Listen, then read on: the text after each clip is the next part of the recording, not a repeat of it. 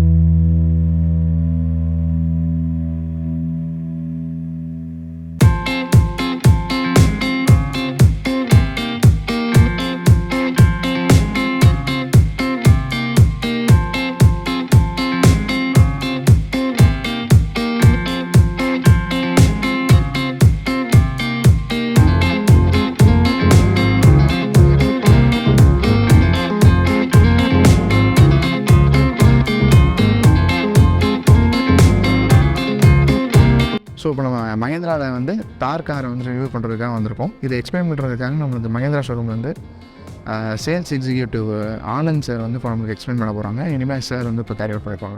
மஹிந்திரா வணக்கம். என்னோடய பேர் வந்து பார்த்திங்கன்னா ஆனந்த். மஹிந்திராவில் வந்து சேல்ஸ்மேனாக இருக்கேன். ப்ரீமியம் கார்ஸ் எல்லாமே பார்ப்பேன்.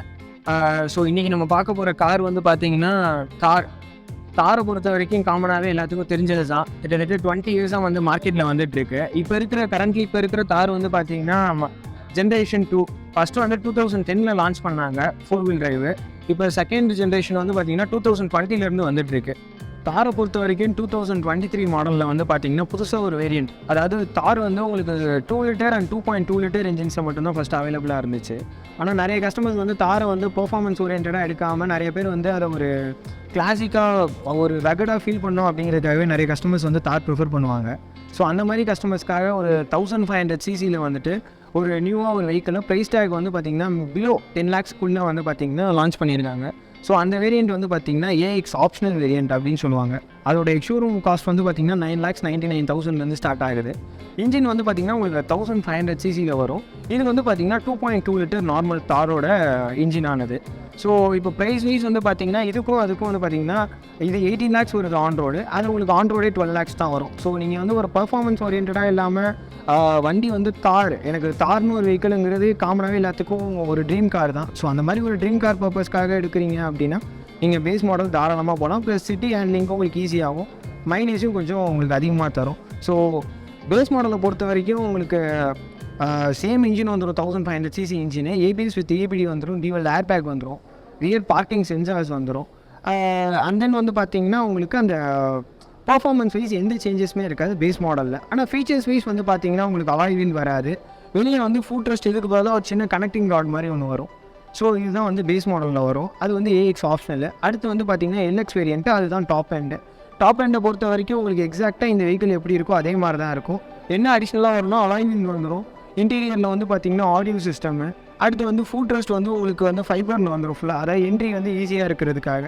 ஸோ வெஹிக்கிளை பொறுத்த வரைக்கும் பர்ஃபார்மன்ஸ் அப்படின்னு எடுத்துக்கிட்டோன்னா உங்களுக்கு 2 இன்ஜின்ஸ் வந்து நம்ம ஆஃபர் பண்ணுறோம். ஒன்று வந்து பார்த்திங்கன்னா டீசலில் 1500 cc normal CRDI diesel engine கொடுக்குறோம். அது வந்து மைலேஜ் வந்து அரௌண்ட் உங்களுக்கு 15 and above தரும். என்ன ரீசன்னா உங்களுக்கு ஆப்வியஸ்லி சிசி கம்மியாக இருக்கிறனால மைலேஜ் வந்து உங்களுக்கு அதிகமாக தரும். பட் வந்து டார்க் வந்து உங்களுக்கு 300 Nm டார்க் வந்துடும். அடுத்து வந்து பார்த்திங்கன்னா 4-wheel டிரைவுக்கு நம்ம தரக்கூடிய, அதாவது ஆல்ரெடி வந்துட்டு இருந்த engine 2200 CC mHawk diesel engine. எம்ஹாக்ங்கிறது மஹிந்திராவோட சிக்னேச்சர் இன்ஜின். அது வந்து பார்த்திங்கன்னா உங்களுக்கு அரௌண்ட் அதுவும் 300 Nm டார்க் தான். பட் வந்து உங்களுக்கு பிஎஸ் வந்து 130 வரும். அந்த 130 வந்து பார்த்திங்கன்னா உங்களுக்கு ரொம்ப எக்ஸசிவாக இருக்கும் பவர். ஸோ அதனால் ஆப்வியஸ்லி மைலேஜ் வந்து பார்த்திங்கன்னா உங்களுக்கு 12 to 15 தான் ஆவரேஜாக மெயின்டைன் ஆகும். ஸோ பெட்ரோலை பொறுத்த வரைக்கும் வந்து பார்த்திங்கன்னா ஒரே இன்ஜின் தான். அது ரியர் வீல் டிரைவாக இருந்தாலும் சரி, 4-wheel டிரைவாக இருந்தாலும் சரி, ஸ்டாலின்னு 150 bhpயில் வரும் அந்த இன்ஜினு.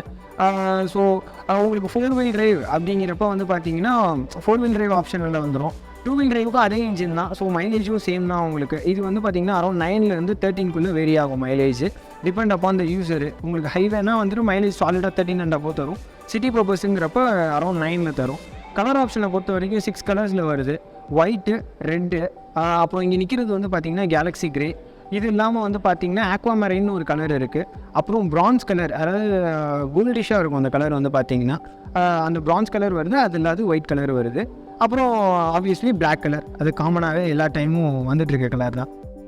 ஸோ தாரை பொறுத்த வரைக்கும் வந்து பார்த்திங்கன்னா இது வந்து ட்ரூ ப்ளூ எஸ்யூவி அப்படின்னு சொல்லுவோம். என்ன ரீசன் அப்படின்னா, நம்ம காமனாகவே மார்க்கெட்டில் வந்து ஒரு ஹேட்ச்பேக், செடானு, இல்லை எஸ்யூவி, காம்பேக்ட் எஸ்யூவி, இல்லை எம்பிவி இப்படி தான் பார்த்துருப்போம். எதுக்காக இது ட்ரூ ப்ளூ எஸ்யூவி அப்படின்னு சொல்கிறோம் அப்படின்னா, காமனாக ஒரு எஸ்யூவியே வந்து பார்த்திங்கன்னா ஆஃப் ரோடில் யூஸ் பண்ணுறது தான். பட் அதையுமே சில சர்டன் டெரைன்ஸில் யூஸ் பண்ண முடியாது. ஸ்லிப்பரியான டெரைன்ஸு, ப்ரோக்கன் டெரைன்ஸ்லாம் நம்ம யூஸ் பண்ண முடியாது. அப்படின்னா என்னென்னா, இந்த கடல் மண், கொஞ்சம் ஸ்லெஷியான இருக்க சர்ஃபேஸ்லாம் நம்ம யூஸ் பண்ண முடியாது. ஸோ ஒரு 2-wheel எஸ்யூவிங்கிறப்ப அதோட டைனமிக்ஸே வந்து பார்த்திங்கன்னா அந்த மாதிரி ஒரு டெரைனில் மேனேஜ் ஆகிற மாதிரி தான் இருக்கும். இன்னொன்று வந்து ஷார்ட்டாக எப்படி சொல்லலாம்னா, எந்த மாதிரி ஒரு டெரைன்லேயும் வந்து நீங்கள் யூஸ் பண்ணக்கூடிய வெஹிக்கிள் தான் வந்து இந்த தார். ஸோ ஃபஸ்ட்டு என்னோடய ஃப்ரண்ட் எலிவேஷனே வந்து பார்த்திங்கன்னா உங்களுக்கு இது செம்ம ரகடாக இருக்கும். காமனாக வந்து இது எது இன்ஸ்பயர் பண்ணி க்ரியேட் பண்ண வெஹிக்கிள்னால், நம்மளை ஒரு காருன்னு ட்ரா பண்ண சொன்னோம் அப்படின்னாலே வந்து இது சைட் ஆங்கிள்லேருந்து பார்த்திங்கன்னா எந்த மாதிரி இருக்குன்னா, நம்ம அந்த நார்மலாக ஒரு கார் எப்படி இருக்கும் அப்படின்னு சொல்லி நம்ம ட்ரா பண்ணோம்னாலே இந்த மாதிரி தான் நமக்கு வரும். ஸோ இதுதான் அந்த கான்செப்டில் தான் இதை வந்து க்ரியேட் பண்ணியிருக்காங்க. ஃபஸ்ட்டு வந்து பார்த்திங்கன்னா ஃப்ரண்ட் எலிவேஷனை பொறுத்த வரைக்கும் உங்களுக்கு அந்த விண்டேஜாக வந்து ஹாலஜன் ஹெட்லாம்ப்ஸ் தான் கொடுக்குறோம். உங்களுக்கு த்ரூ நல்லாயிருக்கும். ஃபாகி கண்டிஷன்லலாம் வந்து என்ன தான் எல்இடி இருந்தாலுமே ஹாலஜன் இருக்கிற அளவுக்கு உங்களுக்கு பெனிட்ரேஷன் பவர் வந்து கிடைக்காது ஃபஸ்ட்டு அது. ஸோ அடுத்து வந்து பார்த்திங்கன்னா ஃப்ரண்ட் அப்ரோச் ஆங்கிள்னு சொல்லுவாங்க. இதை அப்ரோச் ஆங்கிள் எதுக்கு அப்படின்னா, நல்ல ஒரு ஸ்லோப்பான சர்ஃபேஸ்லாம் இறங்குறப்ப ஃப்ரண்ட் பம்பர் வந்து அடிப்படாமல் இருக்கிறதுக்கு தான். அடுத்து வந்து பார்த்திங்கன்னா side of the vehicle. So இது வந்து பார்த்திங்கன்னா ஸ்கொயர் வீல் ஆச்சு. காமனாக இது நீங்கள் எல்லா வெஹிக்கிள்லையும் பார்க்க முடியாது, தாரில் மட்டும்தான் வரும். இது எதுக்குன்னா, இந்த வீலோட ஆர்டிகுலேஷனை வந்து உங்களுக்கு வீல் ஆர்டிகுலேட் ஆகிறப்போ உங்களுக்கு இந்த பாடியில் டச் ஆகாமல் இருக்கிறதுக்காக தான் இந்த ஸ்கொயர் வீல் ஆர்ச் கொடுத்துருக்காங்க. அடுத்து வந்து பார்த்திங்கன்னா இந்த வண்டியோட ரொம்ப அட்ராக்டிவான பாயிண்ட்டு இந்த டயர்ஸ் தான். இது வந்து பார்த்திங்கன்னா 18 inches வரும். ப்ரொஃபைல் வந்து பார்த்திங்கன்னா உங்களுக்கு 255/65 வரும். ஸோ இது எதுக்கு அப்படின்னா, ப்ரோக்கன் சர்ஃபேஸ்லலாம் நீங்கள் ஓட்டுறப்போ வண்டி வந்து ஸ்லிப்பரியாக இருக்காது, க்ரிப்பாக இருக்கும். ஸோ அதுதான் விஷயம். செகண்ட் திங் வந்து பார்த்திங்கன்னா சைட் மிரர்ஸு. இது வந்து உங்களுக்கு நல்ல ப்ராடாக இருக்கிறனால அட்வான்டேஜ் வந்து பார்த்திங்கன்னா விசிபிலிட்டி வந்து உங்களுக்கு ரொம்ப அதிகமாக கிடைக்கும். சைட் மிரர் தான் நமக்கு வந்து உண்மையிலேயே வண்டி ஓட்டுறப்போ ரொம்ப இம்பார்ட்டன்ட். ஸோ இந்த சைட் மிரர் பெருசாக இருக்கிறனால உங்களுக்கு ரியர் வியூ வந்து ரொம்ப ஈஸியாக இருக்கும், நிறையா பார்க்கலாம். நம்ம பார்க்குறது வந்து interior of the vehicle. First of all இது வந்து பார்த்திங்கன்னா ஒரு ஓனர்ஸ் ட்ரைவன் வெஹிக்கிள். அதாவது காமனாக இப்போ எல்லா வண்டிலையும் வந்து பார்த்திங்கன்னா மோஸ்ட்லி டிரைவர்ஸ் தான் யூஸ் பண்ணுவாங்க. இந்த காரோட பிளாட்ஃபார்மே வந்து பார்த்திங்கன்னா உங்களுக்கு பேசிக்காகவே ஓனர்ஸ் யூஸ் பண்ணுறதுக்காக அதுக்கேற்ற கம்ஃபர்ட் உங்களுக்கு கொடுத்துருப்பாங்க. ரெண்டாவது விஷயம் வந்து பார்த்திங்கன்னா, வண்டி வெளியே பார்க்க ரகடாக இருக்கனால உள்ளே ரகடாக இருக்கும் அப்படின்னு நம்ம யாரும் ஜட்ஜ் பண்ணிடுறாங்கன்னா, வண்டியை பொறுத்த வரைக்கும் பார்க்க விண்டேஜாக இருக்குமே தவிர்த்து எல்லா விஷயமும் இன்றைக்கி இருக்க மாடர்ன் கார்ஸில் இருக்கிற ஃபீச்சர்ஸ் எல்லாமே உங்களுக்கு இந்த வண்டியில் வந்துடும். ஃபஸ்ட்டு டிரைவர் சைடு வந்து போவோம். டிரைவர் சைடு வந்து பார்த்திங்கன்னா உங்களுக்கு டிரைவர் இன்ஃபர்மேஷன் சிஸ்டத்தில் first 4-wheel and 2-wheel engage ஆகிருக்கா, டிசேபிள் ஆகிருக்கான்னு பார்க்குறதுக்காண்டியது. நம்ம இப்போ பார்த்துட்டு இருக்க வெஹிக்கிள் 4-wheel. இதே ரியர் வீல் டிரைவ் வெஹிக்கிள் எடுத்தோம் அப்படின்னா இந்த ஆப்ஷன் மட்டும் வராது. மற்றபடி இந்த கன்சோல் சேம் தான்.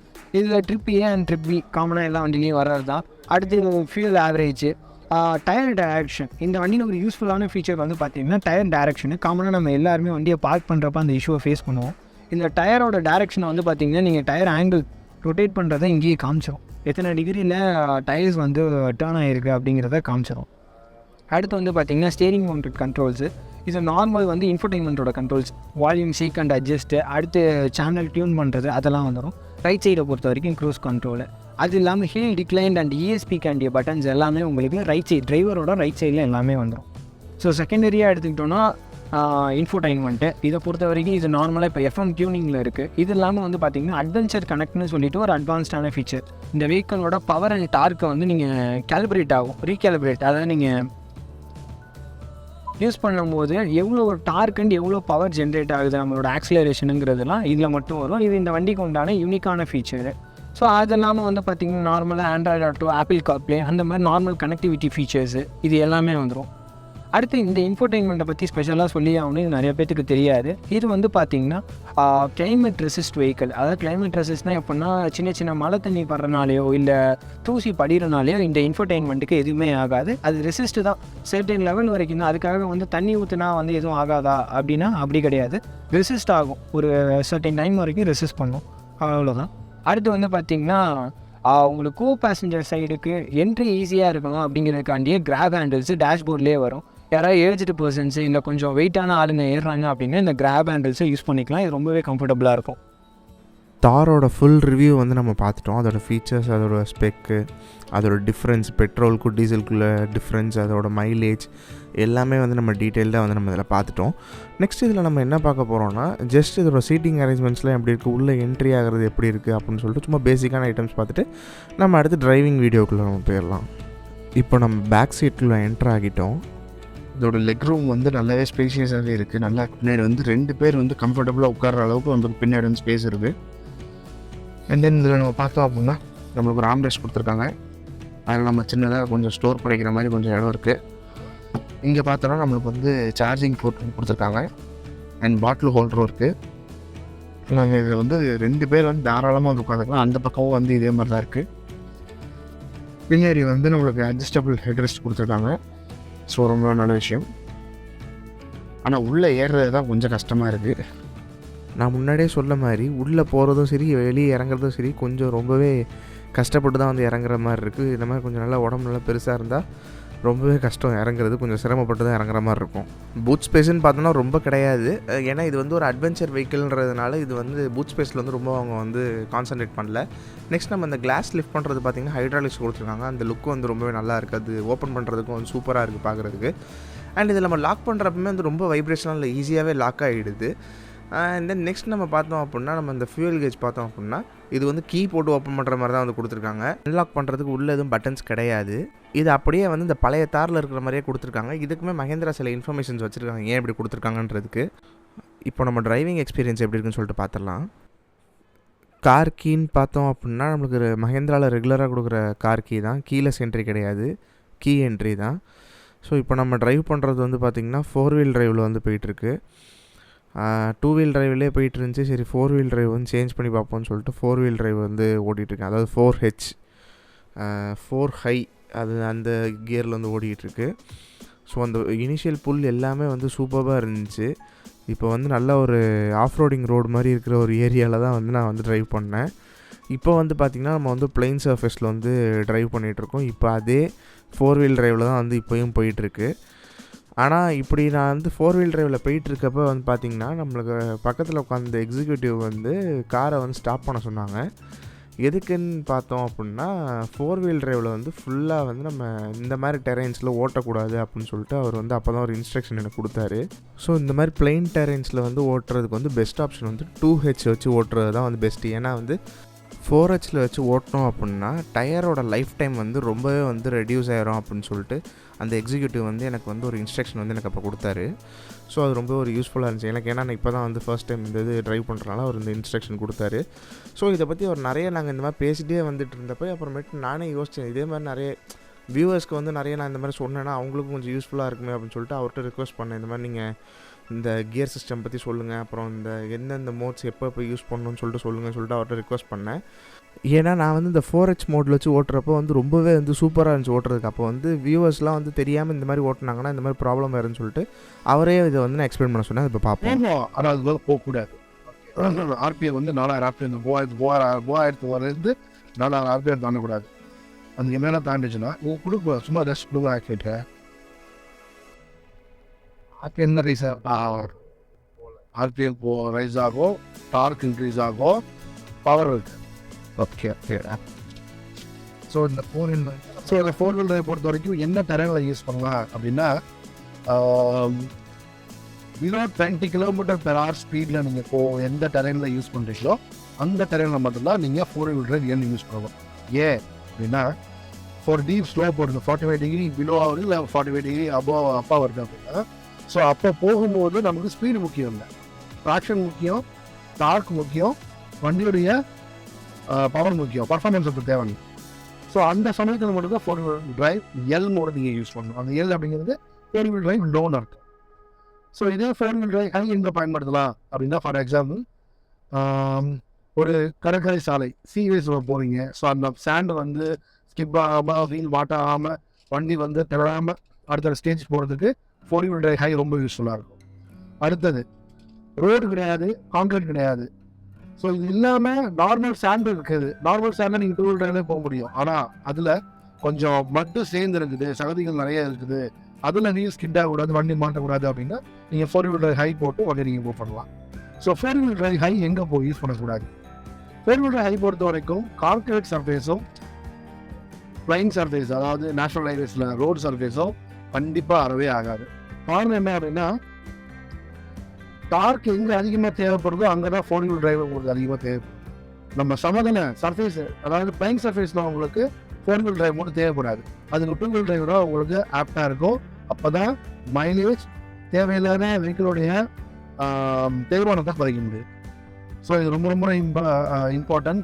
தார் வச்சுருக்க கஸ்டமர்ஸ்க்கு வந்து இதை வந்து கண்டிப்பாக தெரிஞ்சுருக்கணும்.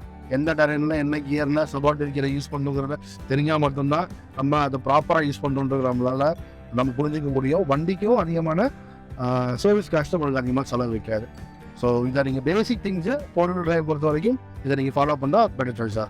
Gear and subordinate gear, main gear neutral இருக்கணும். நியூட்ரல் இருக்கும்போது சபார்டினேட் கியரை இப்போ 4L மோடில் இருக்குது, அதாவது ஃபோர் வீல் டிரைவ் லோ மோடில் இருக்குது. ஜஸ்ட் ஃப்ரண்ட்டில் புஷ் பண்ணுங்கள், செகண்ட் நியூட்ரல் வரும். ஸோ இந்த செகண்ட் நியூட்ரல் அப்படிங்கிறது மெயின் கியருக்கும் சபார்டினேட் கியரில் 2 நியூட்ரல் வரும். இந்த 2 கியரில் இருக்கிற நியூட்ரல் இருந்தது தான் வண்டி மூவ் ஆகாது. 2ல் ஏதாவது ஒரு இடத்துல கியர் என்கேஜ் இருந்தால் மட்டும்தான் வண்டி மூவ் ஆகும். ஸோ இப்போ நியூட்ரல் வந்துருச்சு. அடுத்து தென் ப்ரெஸ் பண்ணணும் கியர் நாபை. சபார்டினேட் கியரை மேலேருந்து கீழே ப்ரெஸ் பண்ணுறேன். ப்ரெஸ் பண்ணி கொஞ்சம் அடுத்து கொண்டு போகிறேன். அடுத்த ஃப்ரெண்ட் நம்ம இந்த நாபை நம்ம ப்ரெஸ் பண்ணுவோம், நவுத்தும் போது ஃபோர் வீல் டிரைவ் ஹெச். இந்த ஃபோர் வீல் டிரைவ் ஹெச் அப்படிங்கிறது four wheel drive high. Engine ஜெனரேட்டருடைய பவர் வந்து 4 வீலுக்கும் ஈவனாக அவரை ட்ரான்ஸ்ஃபர் பண்ணுறோம். ஸோ அடுத்தது அதுலேருந்து two wheel drive H. So இந்த ஆப்ரேஷன்ஸ்லாம் சபார்டினேட் கியர் நியூட்ரலில் தான் பண்ண முடியுமா? கண்டிப்பாக நியூட்ரலில் தான் பண்ண முடியும். ஆனால் ரன்னிங்கில் ஃபோர் வீல் டிரைவ் ஹெச் மாற்றலாமா? மாற்ற முடியும். ஆனால் அதுக்கு உண்டான ஸ்பீடு நீங்கள் மெயின்டைன் பண்ணிக்கணும். பிலோ 50 km ஸ்பீடில் மட்டும்தான் நீங்கள் மெயின் கியர்லேருந்து சபார்டினேட் கியரை ஆப்ரேட் பண்ணணும். ஆனால் ஃபோர் வீல் டிரைவ் எல் பொறுத்த வரைக்கும் மெயின் கியர் சபார்டினேட் கியர் ரெண்டுமே நியூட்ரலிருந்து வண்டி ஹேண்ட் பிரேக்கில் இருந்தால் மட்டும்தான் உங்களுக்கு ஃபோர் வீல் டிரைவ் நீங்கள் யூஸ் பண்ணணும். அதுதான் இதுக்கு உண்டான சரியான மெத்தட். ஸோ இப்போ சார் சொன்ன இன்ஃபர்மேஷன் எல்லாமே உங்களுக்கு நல்லா யூஸ்ஃபுல்லாக இருக்கணும்னு நினைக்கிறேன். மற்றபடி இந்த கார் வந்து ட்ரைவ் பண்ணுறதுலேயும் சரி, இதோட ஹேண்ட்லிங், இதோட பவரு, டார்க் எல்லாத்துலேயுமே வந்து இந்த வண்டி வந்து சூப்பராக இருக்குது. உங்களுக்கு இந்த வீடியோ நல்லா யூஸ்ஃபுல்லாக இருக்கணும்னு நினைக்கிறேன். இதே மாதிரி இன்னொரு யூஸ்ஃபுல்லான வீடியோ நெக்ஸ்ட் வீடியோவில் பார்க்குறேன். தேங்க்யூ.